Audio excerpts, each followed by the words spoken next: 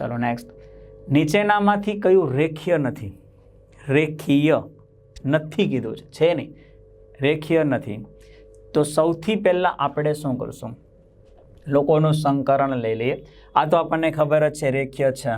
ચલો આ જે છે નવું નવું લાગે એને આપણે જોઈ લઈએ. ClO2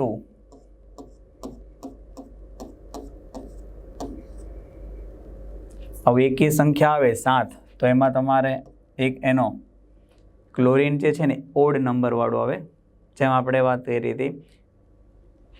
તો અહીંયા જેમ ક્યાં અષ્ટકના નિયમની ત્રીજી મર્યાદા એકી વાળો, એમાં ClO2 તો એક આવે તો એમાં એક એડ કરવાનું. તો 7 ને 1 8, 8 ભાગ્યા 2 4, સંકરણ sp3. લા રેખીય નથી, રેખીય નથી. I માઇનસ થી તમને બતાવ્યું હતું, અને NO2 જે છે એ રેખીય છે. ચલો હવે આપણે NO2 પ્લસમાં જોઈએ. તો એમાં શું આવશે? N = ½ V + M - C + A = ½ valency 5. મોનોવેલેન્ટ એટલે એક સહસંયોજક, ઓક્સિજન નહીં ગણવાના. કેટાયન એટલે ધન વીજભાર કેટલો છે? 1 ગણી લો. એનાયન 0. 5 માંથી 1 જાય તો 4, 4 ભાગ્યા 2 2 sp. રેખીય આ એક જ છે. જવાબ અહીંથી જ આપણને મળી ગયો હતો, પણ તમને ગણવું હોય તો. અને I3 માઇનસ તો મેં તમને બતાવી દીધેલું કેવી રીતે આવે છે તે. કયા આયનનો આકાર ચતુષ્ફલકીય નથી? એટલે કોનામાં સંકરણ sp3 નથી? કોનામાં સંકરણ sp3 નથી? આમાં તો આપણને ખ્યાલ જ છે sp3. છેલ્લામાં ટ્રાય મારી આપણે. ICl4- આ ઉપર માઇનસ છે, એનું ગણો. કોના માટે? 1/2 V વેલેન્સી. આયોડીન 17મો સમૂહ 7.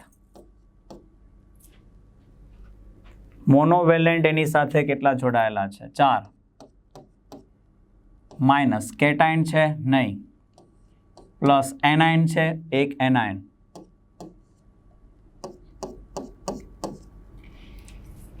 ચાલો હવે આપણે ગણીએ. તો અહીંયા જો 7 ને 4 11 ને 1 12, 12 ભાગ્યા 2 6, સંકરણ sp3d2. તો sp3d2 હોય તો એનો આકાર કેવો આવશે? એનો ભૌમિતિક આકાર આવશે અષ્ટફલકીય. ચતુષ્ફલકીય તો નહીં આવે. ખ્યાલ આવે છે? આ થઈ ગયું. બાકી કોઈ પણ તમે આ બેનું તો તમને ખબર છે, આનું તમારે કાઢવું હોય તો ફટાફટ તમે કાઢી શકો. ચલો હવે મૌખિક કાઢો, ઓરલી. XC કયા નંબર પર છે? 18મો સમૂહ, તો 8. 8 ઓક્સિજન નહીં ગણવાના. 8ના અડધા કેટલા? તો 8ના અડધા 4. 4 એટલે શું? sp3. ક્લિયર. એમ જ આવડી જવું છે. હવે આ બધું તો તમને એટલે કરાવું છું કે પ્રેક્ટિસ થાય, બાકી ઓરલી તમે ગણી શકો છો, પછી ફાસ્ટ થઈ જશો. ચલો આગળ. નીચેનામાંથી કયો અણુ આયન ત્રિકોણીય પિરામિડલ આકાર ધરાવે છે? ત્રિકોણીય પિરામિડલ આકાર એટલે કોના જેવું બંધારણ થયું? NH3. ત્રિકોણીય પિરામિડલ આ ટાઈપનું.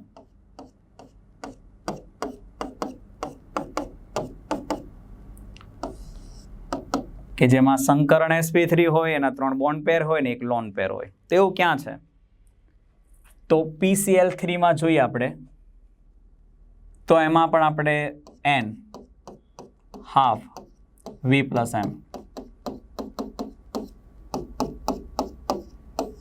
V નાના પાર્ટિકલ 15મો સમૂહ, વેલેન્સી 5.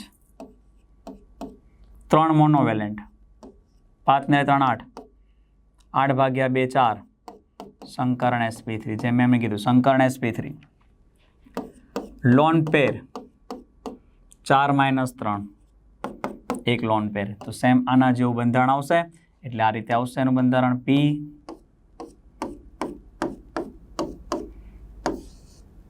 સમજાય છે મિત્રો? હવે એકદમ એક જ ટાઈપના આપણે MCQ એટલે લઈએ છીએ કે જેથી તમારું માઇન્ડ એકદમ મસ્ત પૈકી ક્લિયર થાય અને મજા આવે. નેક્સ્ટ. નીચે આપેલા ઘટકોમાંથી કયા સમૂહ રેખીય સંરચના ધરાવે? રેખીય sp. તો રેખીય માટે sp, sp, sp, એટલે રેખીય CO2 તો CO2 જે રેખીય છે તો ત્યાંથી જ ખબર પડે BeCl2 પણ રેખીય CO2 પણ રેખીય BeCl2 CO2 ઓકે રેખીય ઇઝી છે. CO2 નીચેનામાંથી કોની સાથે સમાન રચના ધરાવે હમણાં કીધું એ પ્રમાણે CO2 કેવો છે રેખીય તો આમાં બીજામાં બેમાં રેખીય શોધવાના ના આપણે કે જેમાં સંકર્ણ sp હોય તો દીકરા અહીંયા જો HgCl2 જેમ HgCl2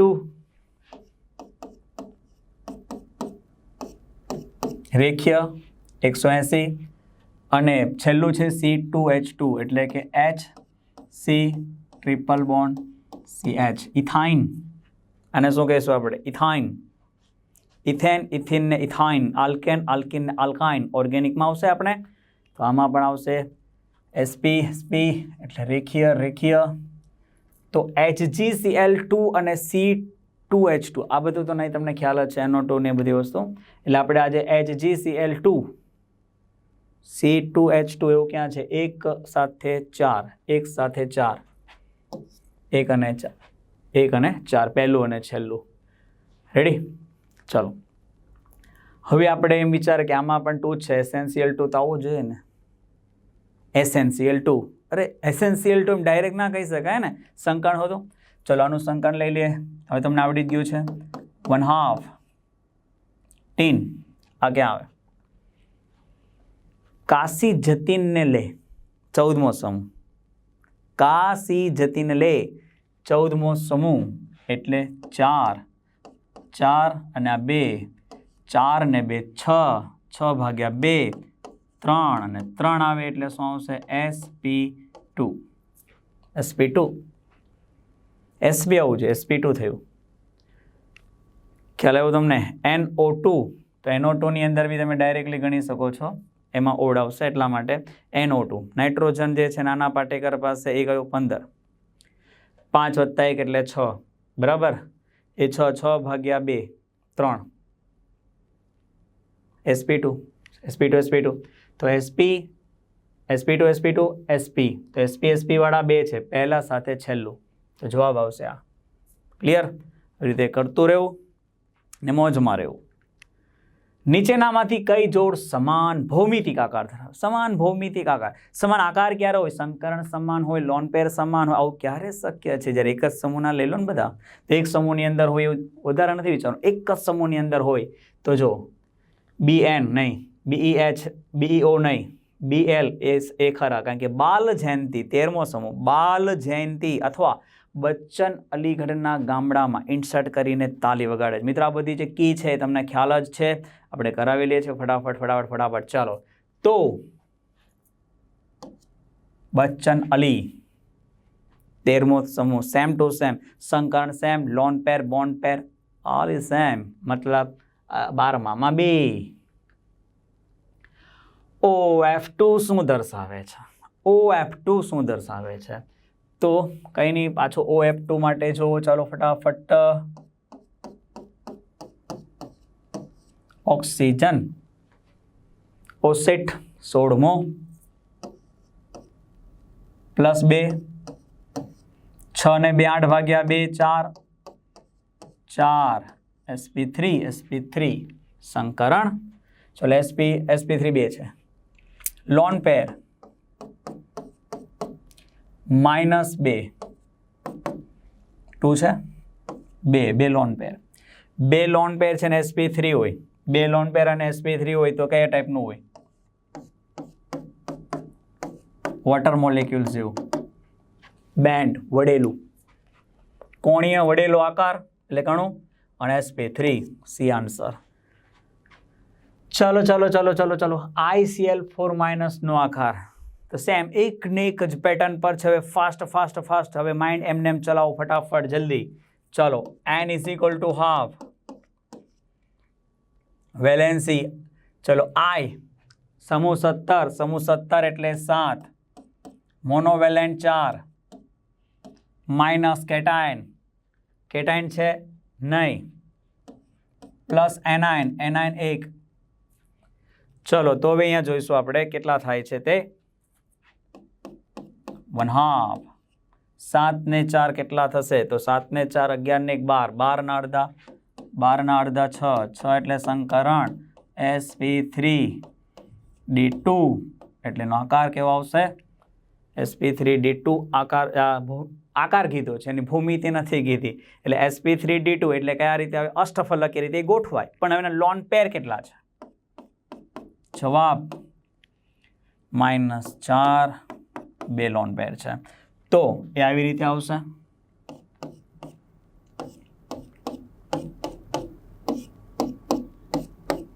અને બે લોન પેર હમણાં આપણે બતાવેલું તેનો હવે આકાર પૂછાય ત્યારે તમને આગળ બી કીધું છે આકાર પૂછાય ત્યારે લોન પેર નહીં લેવાના જેમ કે આપણે પાછું એક રિપીટ કરીએ ફટાફટ રિવિઝન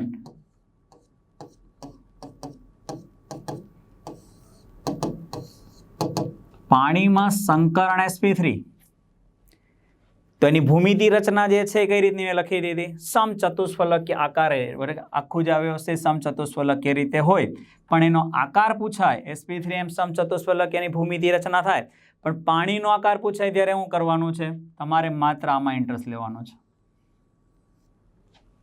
કોણીય તો સેમ વસ્તુ છે આ શું દેખાય તમને સમતલ્ય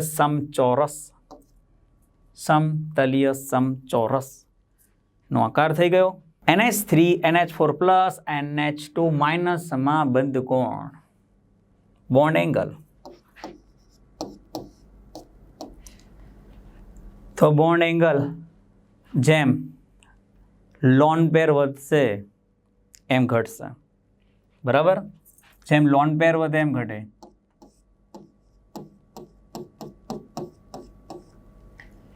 બીજી વાત હવે આપણે અહીંયા જો કે કોનામાં લોન પેર NH4 પ્લસ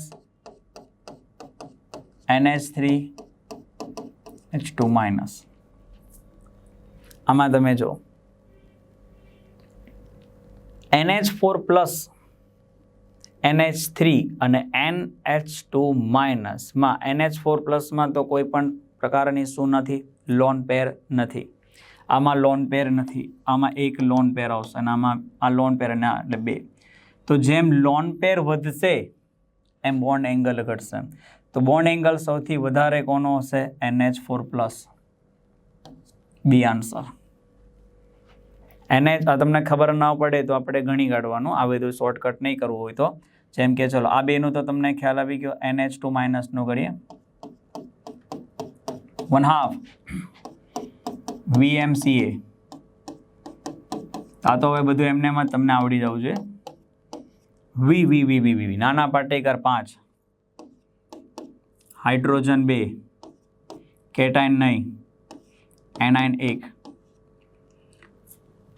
5 ને 3 8 ભાગ્યા 2 4 સંકરણ sp3 આ બધામાં સંકરણ sp3 લોન પેર એટલે શું આવેલો જવાબ માઇનસ એની સાથે જોડાયેલા બે લોન પેર એક લોન પેર 0 લોન પેર તો લોન પેર વધશે બોન્ડ એંગલ ઘટશે તો 0 લોન પેર હશે એનો બોન્ડ એંગલ વધારે હશે આન્સર આજે જો બધા ટોપિક એક સેમ ટુ સેમ જ ચાલ્યા છે પ્રેક્ટિસ કરો મોર પ્રેક્ટિસ કરતા રહો માઇન્ડ શાર્પ બનાવતા રહો નીચેનામાંથી સૌથી વધુ બંધ કોણ ધરાવે છે બંધ કોણ બોન્ડ એંગલ તો હમણાં જ આપણે કીધું એ પ્રમાણે બોન્ડ એંગલની વાત કરીએ તો બંધ કોણની અંદર પહેલાં સંકર્ણ જોવાય સંકર્ણ સરખા હોય લોન પેર સરખા હોય તો પછી સેન્ટ્રલ એટમ જુઓ સેન્ટ્રલ એટમ બી સરખા છે તો પછી તમારે ક્યાં જવાનું છે સાઇડ એટમ પર જવાનું છે સાઇડ એટમ જે છે એ અલગ અલગ છે રેડી સેન્ટ્રલ એટમની ઇલેક્ટ્રોનેગેટિવિટી વધે તો બોન્ડ એંગલ વધે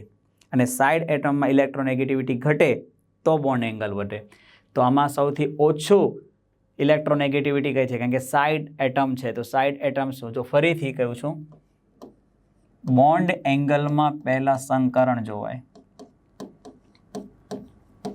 સંકરણ સમાન હોય પછી લોન પેર જુઓ સંકરણ ને લોન પેર આ સરખું થઈ ગયું તો તમારો બોન્ડ એંગલ એ સેન્ટ્રલ એટમ છે એની ઇલેક્ટ્રોનેગેટિવિટીના સમપ્રમાણમાં અને બોન્ડ એંગલ જે સાઇડ એટમ છે એની ઇલેક્ટ્રોનેગેટિવિટીના વ્યસ્ત પ્રમાણમાં હોય તો સાઇડ એટમની ઇલેક્ટ્રોનેગેટિવિટી સૌથી ઓછી કોની છે આઈની તો એનો બોન્ડ એંગલ જે છે એ સૌથી વધારે છે.